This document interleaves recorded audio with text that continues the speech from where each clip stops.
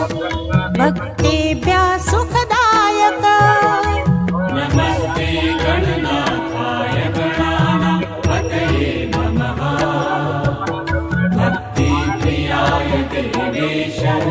भक्तेभ्यः सुखदायक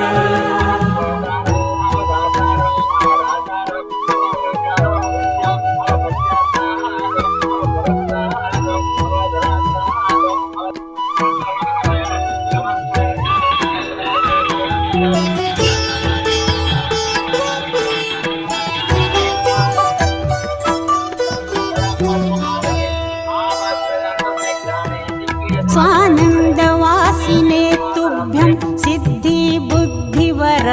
च नाभीशेषाय देवाय ढुण्डिराजाय ते नमः स्वानन्दवासिने तुभ्यं सिद्धिबुद्धिवराय च नाभीशेषाय देवाय ढुण्डिराजाय ते नमः वरदाभयहस्ताय नमः परशुधारिणी नमस्ते शृणिहस्ताय नाभिशेषाय ते नमः वरदाभयहस्ताय नमः परशुधारिणे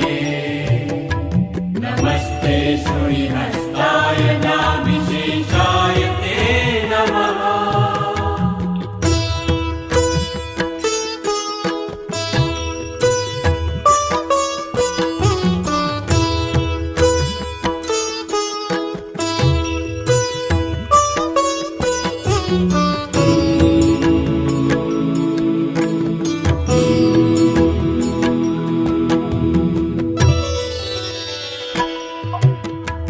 अनामयाय अमृताय सर्वपूज्याय ते नमः सगुणाय ब्रह्मणे तुभ्यं निर्गुणाय च नमो नमः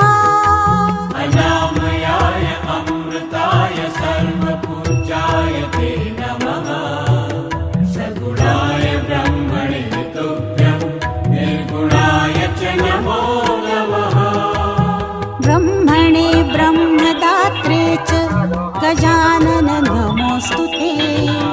आदिपूज्याय ज्येष्ठाय ज्येष्ठ